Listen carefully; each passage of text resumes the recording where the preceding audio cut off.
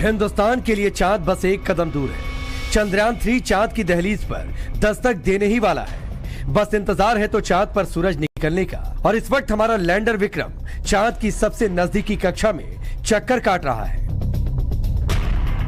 लेकिन इसी बीच रूस के स्पेसक्राफ्ट लूना 25 को लेकर बुरी खबर आ गई। लूना 25 लैंडिंग से कुछ घंटे पहले ही प्री लैंडिंग ऑर्बिट में दाखिल होने की कोशिश के दौरान क्रैश हो गया। जिस वक्त रूस के लूना 25 के क्रैश होने की खबर मीडिया में आ रही थी, लगभग उसी वक्त इंडियन स्पेस रिसर्च ऑर्गेनाइजेशन यानी इसरो ने फुल कॉन्फिडेंस के साथ दावा कर दिया कि चंद्रयान 3 23 अगस्त की शाम को चांद पर उतरने को तैयार है। अब चांद के साउथ पोल के सफर पर चंद्रयान 3 का विक्रम लैंडर अकेले है, लेकिन इसरो ने लैंडर विक्रम की लैंडिंग की टाइमिंग में थोड़ा बदलाव कर दिया। पहले लैंडिंग 23 अगस्त को शाम 5:47 पर होनी थी, पर अब इसरो ने लैंडिंग का वक्त 17 मिनट आगे बढ़ा दिया है। यानी लैंडिंग के लिए 23 अगस्त को शाम 6:04 का वक्त तय किया गया है। चंद्रमा से सबसे पास वाला वो एलिप्टिकल ऑर्बिट में वो 25 किलोमीटर ही दूर है। और इसका मतलब ये है कि धीरे धीरे उसे चंद्रमा के और पास लाया जा रहा है कि वो 23 अगस्त को ठीक तरह लैंड कर सके। लेकिन ये है कि ये बहुत ही हाई प्रिसिशन वो हैं, ये बहुत ही हाई प्रिसिशन मैनूवर्स है, और अगर कुछ भी गलती हो गया फिर वो और गलती हो सकता है। तो मेरे ख्याल में ऐसा नहीं होगा। रशियन स्पेसक्राफ्ट लूना 25 के नाकाम होने के बाद पूरी दुनिया की निगाहें अब चंद्रयान 3 की सॉफ्ट लैंडिंग पर है। हिंदुस्तान का मिशन मून अब लास्ट आवर में है। 23 अगस्त को चंद्रयान 3 की लैंडिंग की तैयारी है। पूरा देश और पूरी दुनिया इस खास पल का इंतजार कर रही है। लेकिन लूना 25 की नाकामी के बाद कुछ सवाल उठने लगे हैं। चांद को कैसे छुएगा चंद्रयान 3? चंद्रयान के लिए अब सबसे बड़ा चैलेंज क्या है? लॉन्च के करीब 40 दिन बाद सबसे बड़ा चैलेंज क्यों आया? लैंडिंग के टाइम में क्यों बदलाव हुआ? इन सवालों के जवाब अंतरिक्ष वैज्ञानिकों की जुबानी समझाएंगे। लेकिन उससे पहले चंद्रयान 3 की लेटेस्ट रिपोर्ट देख लेते हैं। 20 अगस्त को तड़के 2 बजे चंद्रयान 3 का सेकेंड और फाइनल डिबूस्टिंग मैनुअल कामयाबी के साथ पूरा हो चुका है। अब चंद्रयान 3 का लैंडर धीरे धीरे चांद के साउथ पोल की ओर बढ़ने लगा है, या यूं कहें कि चांद से सिर्फ कुछ ही किलोमीटर की दूरी पर है चंद्रयान 3 का लैंडर। इसरो ने सोशल मीडिया प्लेटफॉर्म एक्स पर अपने पोस्ट में बताया, अब लैंडर की इंटरनल जांच होगी और जब तक लैंडिंग साइट पर सूरज नहीं निकलता तब तक इंतजार किया जाएगा। वहां पर जाने पर होवर करेगा, देखेगा, और मान लेते हैं देखने पर उसे लगता है कि कुछ गड़बड़ है कहीं ना कहीं पर, तो उसके पास इतना ईंधन है कि अपने आप को वो सपोर्ट कर सके। इसलिए सूरज की रोशनी एक कारण है, लेकिन यह मुख्य कारण नहीं है। इंटरनली ही कैलकुलेशन पर सारा कुछ है, तो इसको रिकैलकुलेट किया होगा इसरो ने, और रिकैलकुलेशन के बाद उन्होंने यह समय दिया। चांद के साउथ पोल की सतह पर सॉफ्ट लैंडिंग के साथ ही भारत इतिहास रच देगा। चांद के साउथ पोल पर स्पेसक्राफ्ट लैंड कराने वाला पहला देश बन जाएगा। लेकिन धड़कने बढ़ाने वाला पड़ाव आगे है। अभी तक हमने कुल 6 पड़ावों को पार कर लिया है, जिसमें सबसे पहली चुनौती थी धरती से चांद की कक्षा में आना। इसके बाद चांद की निचली कक्षा में आने की अग्नि परीक्षा को संपन्न करना।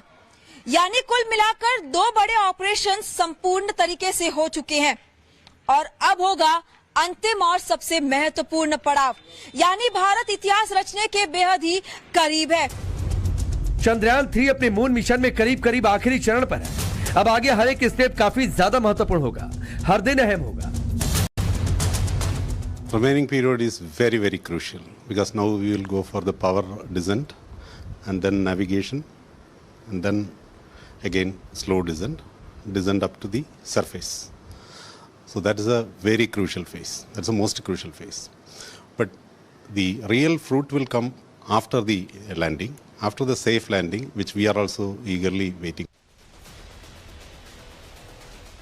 तो कुल मिलाकर लूना 25 क्रैश जरूर हो चुका है, लेकिन इससे परेशान होने की बात नहीं है।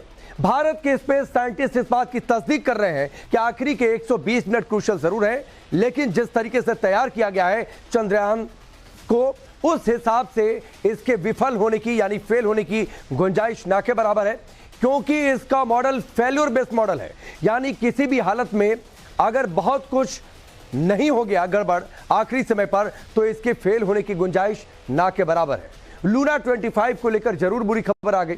लूना 25 क्रैश हो गया। लूना चंद्रमा के साउथ पोल पर सॉफ्ट लैंडिंग करने वाला था, जहां पर अब लैंडिंग करने वाला है चंद्रयान 3।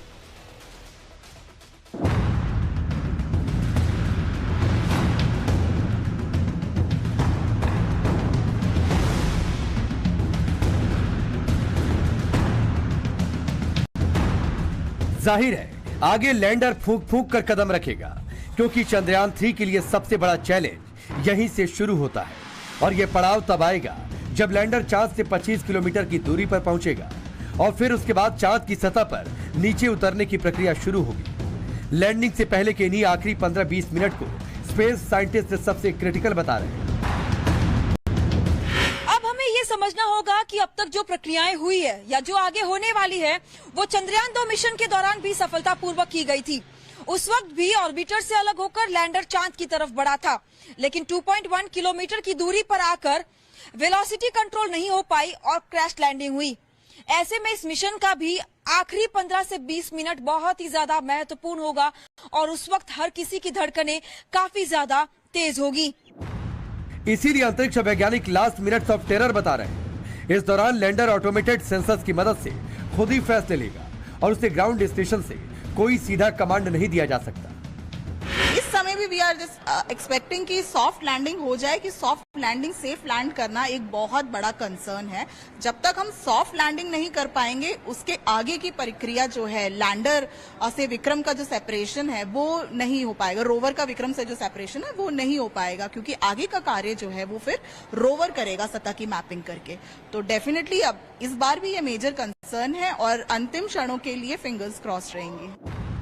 23 अगस्त की शाम को चंद्रयान 3 का लैंडर विक्रम जब 25 किलोमीटर की ऊंचाई से चांद पर टच डाउन के लिए चलेगा, तब उसकी वेलोसिटी करीब 1.68 किलोमीटर प्रति सेकंड होगी। इसी वेलोसिटी से लैंडर करीब 7.5 किलोमीटर तक जाएगा। इसे तय करने में उसे 690 सेकंड लगेंगे। इसके बाद 6.8 किलोमीटर पर उसका अगला पड़ाव होगा। तब तक उसकी स्पीड 358 मीटर प्रति सेकंड हो चुकी होगी। इसके बाद सतह से 800 मीटर की ऊंचाई तक आने में उसे 170 सेकंड लगेंगे। यहां लैंडर करीब 12 सेकंड तक होवर करेगा।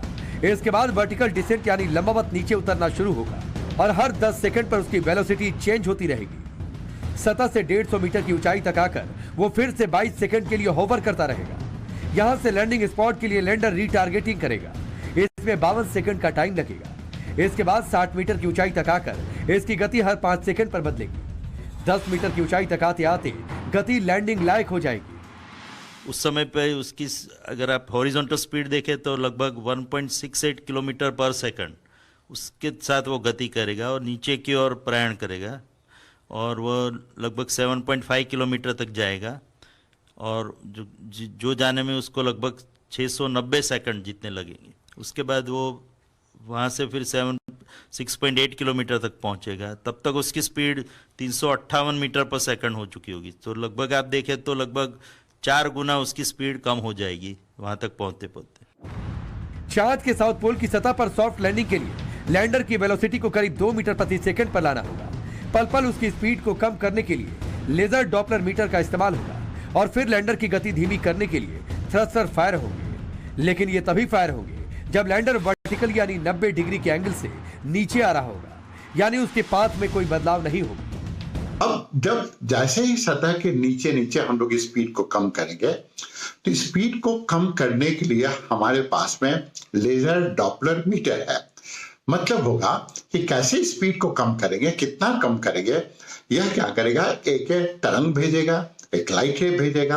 वह लाइट रे रिफ्लेक्ट होकर आएगा और उसके सहारे हम मालूम कर पाएगा कि छाया कितनी ऊंचाई पर है और फिर कितना नीचे जाना है।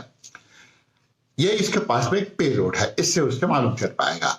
उसके बाद जब और भी नीचे आएगा तो एक जगह जाकर यह रुक जाएगा, होवर करेगा। एक तरह से होवर करने का मतलब है कि वहां पर जाकर यह एक विहंगम दृष्टि डालेगा, देखेगा कि कहाँ जगह है, कहाँ पर नहीं, कहाँ पर उतर सकता है, कहाँ पर नहीं उतर सकता है। ऐसा इसलिए कि चांद की जो सतह है वहां पर वो इतनी उबड़ खाबड़ है, कुछ कुछ उसी स्थान पर एक क्रेटर में अगर मान लेते हैं उतरा तो उसका एक जो भाग होगा वो हो सकता है 100 मीटर गहरा हो और दूसरा जो पैर पड़ा वह पैर है वो पड़ा तो 50 मीटर ऊपर पड़ा। और फिर हम विक्रम लैंडर को जो है मून के सरफेस पे लैंड करेंगे। तो बेसिकली प्रोसीजर ये होगा कि हमें उसकी स्पीड को डिक्रीज करके और विक्रम लैंडर को 90 डिग्री पे रोटेट करके, यानी कि 90 डिग्री पे वर्टिकली लाके उसको मून के साउथ पोल पे हमें सॉफ्ट लैंडिंग करवानी है। तो ये प्रोसीजर है बेसिकली, इसमें हम थ्रस्टर का यूज करेंगे। जो थ्रस्टर है उसे उसकी स्पीड को डिक्रीज करने में हेल्प करेगा और उसकी जो विक्रम लैंडर है हमारा उसकी सॉफ्ट लैंडिंग करवाएगा।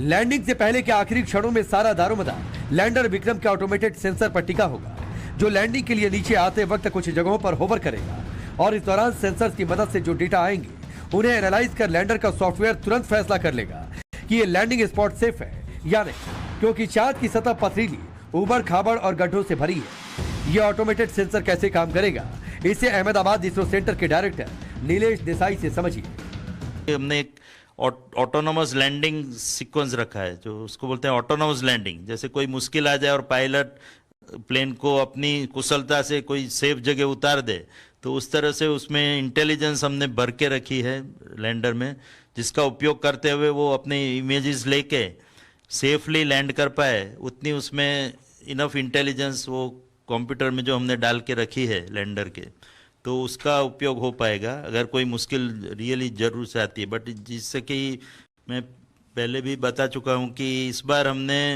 इतना रिगरस टेस्टिंग किया और जो पिछली बार की जो असफलता मिली थी उससे सीख करके जो जहाँ जहाँ हमको योग्य लगा उन प्रणालियों में परिवर्तन किए गए हैं। अगर सब कुछ ठीक रहा तो चंद्रयान 3 चांद के साउथ पोल पर सॉफ्ट लैंडिंग करने वाला दुनिया का पहला स्पेसक्राफ्ट बन जाएगा और हिंदुस्तान पहला देश। सॉफ्ट लैंडिंग के बाद लैंडर से रोवर प्रज्ञान बाहर आएगा।